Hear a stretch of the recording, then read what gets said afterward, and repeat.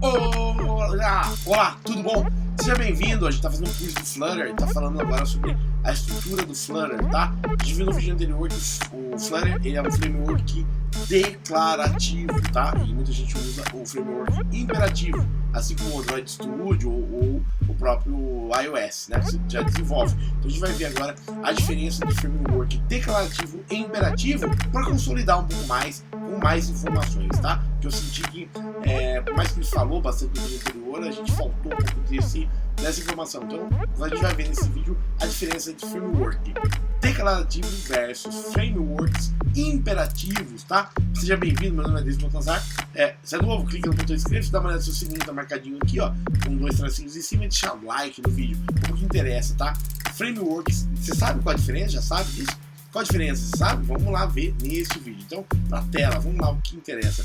Qual a diferença dos frameworks declarativos e imperativos, tá? Eu peguei algumas fontes extra de informação para a gente ir consolidando, tá? Vamos lá. Declarativo versus imperativo, tá? Eu peguei esse do codeburst.io, tá? É do Ian Mundi falando sobre isso, tá? As maneiras erradas, né, de pensar sobre o React, tá? Legal? Então vamos lá. Ele dá um exemplo aqui com uma imagem, ó. Se você ler sobre a documentação do React, né, provavelmente você vê que o React ele é declarativo, tá? Então o Flutter, assim como o React, é declarativo. E o Java, o Kotlin, o Swift, o Objective-C são imperativos, ok? Então você tem que mudar o paradigma, tá? Você tem que já pensar. Se não conhece React, a gente pode até fazer um curso de React no canal para te dar uma base extra, tá? Mas não é o objetivo agora. O Flutter, possivelmente, ele vai substituir o React. Então, estou pegando tudo que está mais de novo, né? Vai ter um curso de Python e PHP ainda no site, tá? Fique ligado. Isso normalmente é o tipo que você... isso normalmente é o tipo que você, de forma de pensar, né? Sobre... não é um bom hábito para mim, né? Então ele faz o seguinte, mas é alguém que começa a aprender o React normalmente começa a pensar da forma de resolução das coisas errada, tá? Então quando você pensa num paradigma, num framework mais declarativo, ou se já trabalha com imperativo, você pode ter no começo sentir muita dificuldade, porque você tem que pensar diferente, tá? Bom, isso não é surpresa para ninguém, né? Você pode se exercitar escrevendo scripts para resolução de algumas coisas que você vai ter que resolver, tá? Eu não estou lendo ao pé da letra, só estou dando uma olhada por cima para dizer mais ou menos qual a linha de raciocínio. Então, o que é declarativo e o que é imperativo, tá, na programação? O que é um framework declarativo ou um framework imperativo ou uma programação declarativa e uma programação imperativa, tá? Vamos lá. Programação declarativa é um paradigma de programação, tá? A gente está falando de paradigmas. Assim como a orientação objeto é um paradigma, a procedural é outro paradigma, a lógica é outro paradigma, tá? Então, programação declarativa é um paradigma de programação, tá? Que expressa a lógica da computação sem descrever o fluxo de controle, tá? Então, programação declarativa, tá, é um paradigma de programação que expressa a lógica da computação sem descrever o fluxo de controle, ok? Programação imperativa, lembra do imperador, império, né? Imperativa um paradigma de programação que usa as declarações para mudar os estados do programa, ok? Então vamos reler. Programação declarativa é uma forma de um paradigma de programação que expressa a lógica da computação sem descrever o seu fluxo de controle. Programação imperativa é um paradigma que usa as declarações para mudar o estado, tá, do programa, tá? Vou falar um pouquinho mais. A programação, o paradigma de programação, né? Ele fala que parece muito pretensioso para se falar isso, mas é uma forma também de se expressar para ajudar bastante sobre isso, tá? Então, vamos ver o que ele diz além disso, tá? Basicamente, cada um tem suas forças, fraquezas e forças e fraquezas, tá? Então, a programação declarativa é como você perguntar para um amigo para desenhar, por exemplo, o que é Draw a Landscape. Eu vou pôr no tradutor aqui, pra gente ver o que é. É um panorama, para desenhar um panorama, deixa eu voltar aqui. A gente veio daqui, só para mostrar para vocês, é esse lugar do Flutter, que ele fala, ó, Flutter é declarativo, tá? Então vamos voltar aqui. Para desenhar um panorama, né? Você não se preocupa como ele vai desenhar, tá? Apenas ele desenha. Então você não vai se preocupar muito. Fala assim, amigo, desenha um panorama para mim. Você não vai como ele vai desenhar, não é importante para você na declarativa, tá? Simplesmente ele vai desenhar lápis, papel, no computador, do jeito que ele quiser. Na imperativa, você já vai se preocupar como que ele vai desenhar isso. Então, é muito mais... você vai ter que será que ele vai precisar de material para desenhar? Lápis, caneta, computador? Como é que ele vai desenhar esse panorama para mim, tá? Então, é mais ou menos essa a diferença, né? Bom, vamos falar em código, né? Vamos falar em código. Bom, tu fala assim, tá bom, falando e o exemplo de código, tá? Vamos dar uma olhada. Então ele vai dar uma olhada na forma imperativa, tá?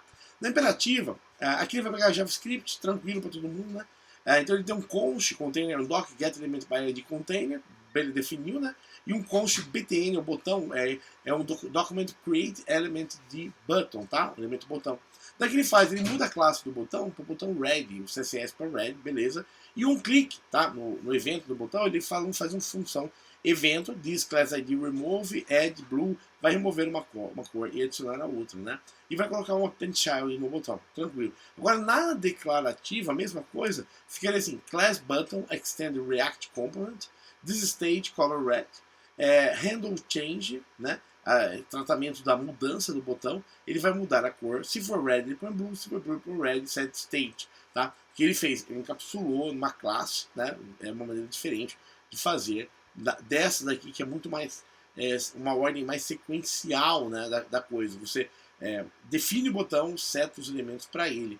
Aqui na declarativa, né, ele criou uma classe, tá, e setou um state da classe para red, e conforme um handle change, né, um evento da classe, ele vai checar e resolver isso. Tem um render, basicamente ele vai escrever um div com o botão, né, e um click this handle change, né, ele vai passar aqui para esse código e vai executar, tá? Então, basicamente é isso. Então, a diferença a gente vê aqui que a lógica diz se vermelho, então azul, né? Tem uma grande diferença do outro. Então, o exemplo com o React atualmente não chega a tocar, nunca toca o elemento, simplesmente declara que o elemento pode ser renderizado. Caso ele seja renderizado, ele tem uma propriedade de mudança de estado. Então, ó, aqui, ó, handle change, tá? Caso ele seja utilizado, ele vai ter isso como propriedade dele, tá? Então, quando você escreve em React, normalmente você pensa que não é muito importante no resultado em si, tá? Então, a forma de trabalhar basicamente é isso, tá? Bom, deixa eu ver mais alguma coisa. Algumas coisas para você eliminar, tá? Bom, alguns erros que são feitos de um paradigma mais imperativo para um declarativo, tá? Aqui. Você tem que eliminar referências, né? Algumas vezes não são necessárias. Por exemplo, dá o exemplo do React, algumas coisas de React, tá? Você normalmente não pode ficar manipulando, tentando manipular o Document Object Model, né, do HTML diretamente, tá? Com href, você tem algumas camadas aí de proteção. Você não pode retornar funções que renderizam o componente, preferir retornar funções para informações necessárias para renderizar o componente, tá? Comumente em algumas coisas, bom, basicamente é isso, as diferenças, tá? Então, aqui eu vejo o seguinte, nós vimos, deixa eu ver se tem alguns comentários sobre isso, alguma coisa a mais, né? Não tem muito comentário, não. O ponto é o seguinte, essa é uma primeira visão. Então, a gente está saindo de um paradigma de programação mais imperativo, que é esse JavaScript puro, para uma coisa mais baseada no React, tá? Algo mais declarativo. Vamos ver outras fontes para a gente ilustrar mais. Ó. Outra fonte também, imperativo versus declarativo no código, né? Qual a diferença, né? Então, outra fonte de informação. Aqui ele está me pedindo para... Tem pouca área até, ó. Vamos lá. Então vamos ver essa fonte de informação.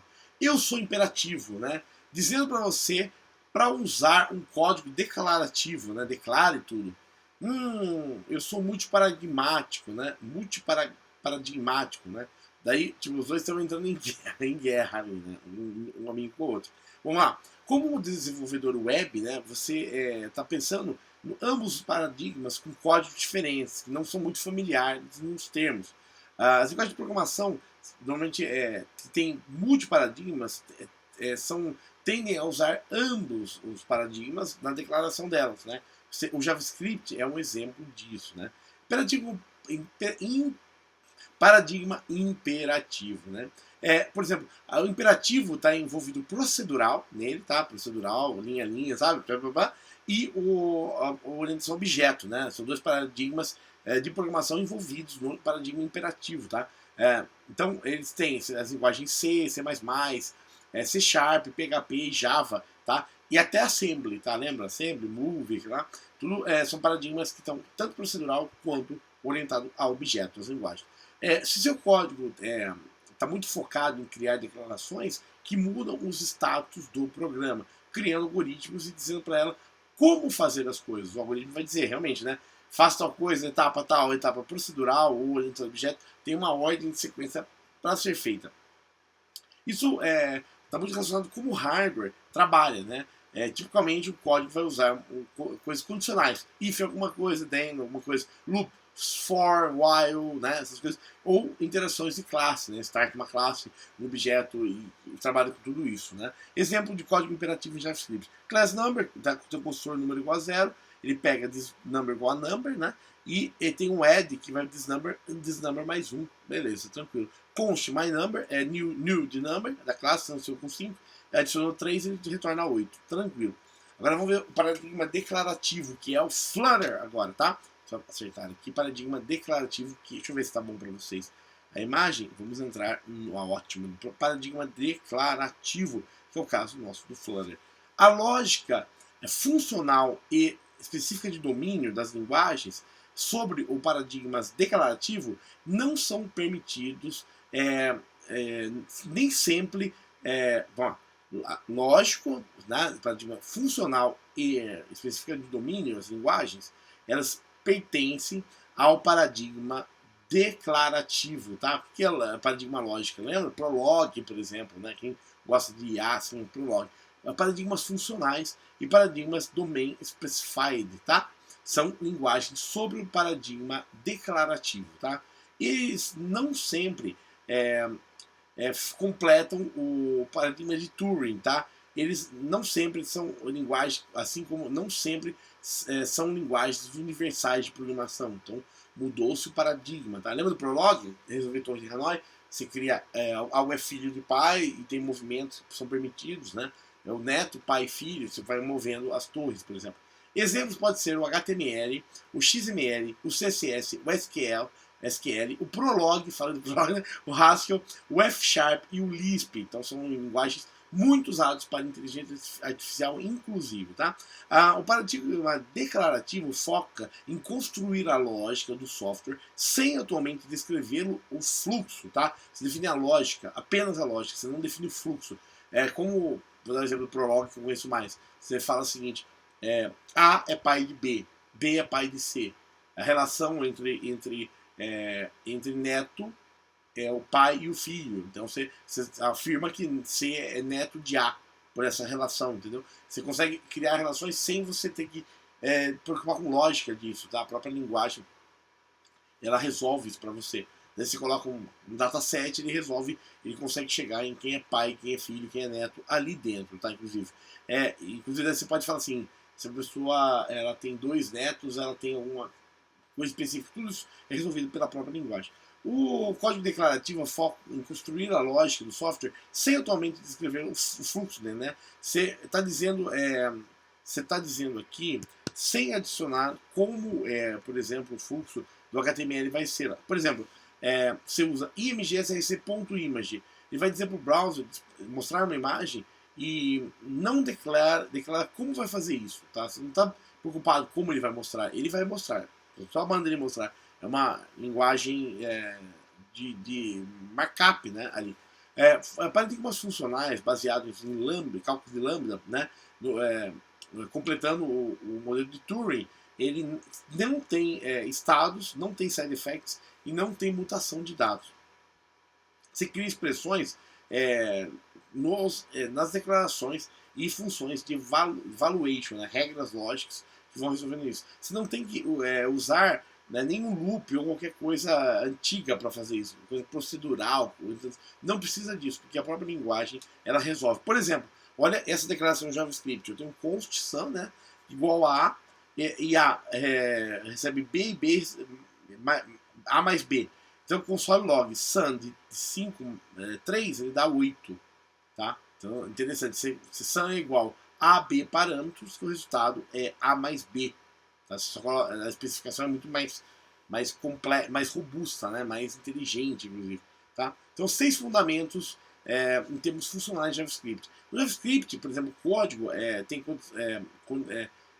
declarações condicionais ou expressões condicionais ou ternárias para prover uma funcionalidade da programação desenvolvida por um pacote NPM, tá? Você vai declarar, por exemplo. Então, esses finais seria o seguinte: a vida real ela provém approaches multiparadigmas, tá? Você não precisa só procedural, só orientado a objeto, só lógica, sua abordagem, tá?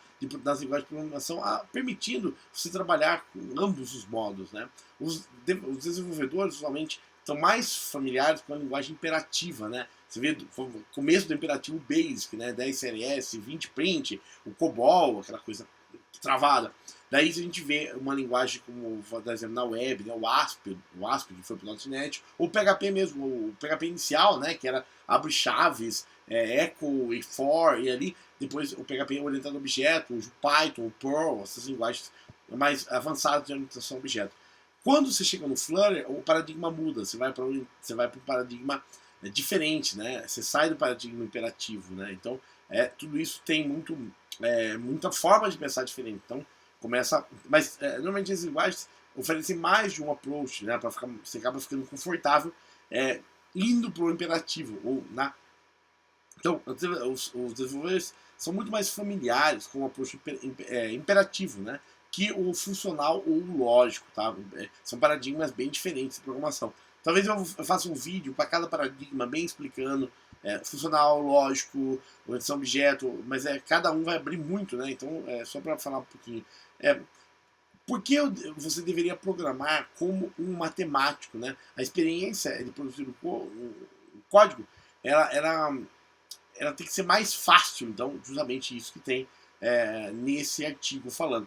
Entenderam os paradigmas? A gente tem basicamente está comparando 2 tipos de paradigma, né? Que é o declarativo, que é o Flutter, contra o imperativo, que é a linguagem que você deve estar usando hoje.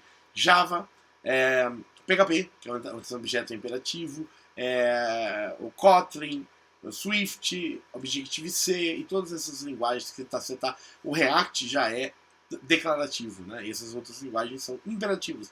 Então, não brigue. Comece a pensar diferente, gradualmente, no próprio desenvolvimento você vai pegando mais o conceito, mas você está trabalhando em um outro paradigma, mudou o paradigma também. Muito obrigado, tá? Seja bem-vindo, espero que tenha sido útil esse vídeo. Se é novo no canal, seja muito bem-vindo. Qualquer dúvida de paradigma, tá? É que aqui se entrar no paradigma lógico, vai meses, anos para aprender só o paradigma, tá? É mais para quem vai para inteligência artificial e usa Lisp e Prolog, é outra forma de ver o mundo. Agora, o procedural e o orientação a objeto está muito mais perto de você, né? Qualquer dúvida, deixa nos comentários. Meu nome é Denis Pontasai, seja muito bem-vindo ao canal. Deixe seu like no vídeo, dê seus links ativadinhos, 2 tracinhos e um ótimo clique, inscreva-se também, né? Aqui embaixo tem a playlist, tá? É o curso de Flutter. Esse vídeo acho que foi bastante importante neste momento para a gente dar os próximos passos de Flutter, que a gente vai começar a entender mais sobre a essência da linguagem Flutter. Isso vai te facilitar o dia a dia, inclusive, tá? Muito obrigado, até o próximo vídeo. Fique ligado na playlist e próximo vídeo chegando. Fique ligado, tá? Tchau.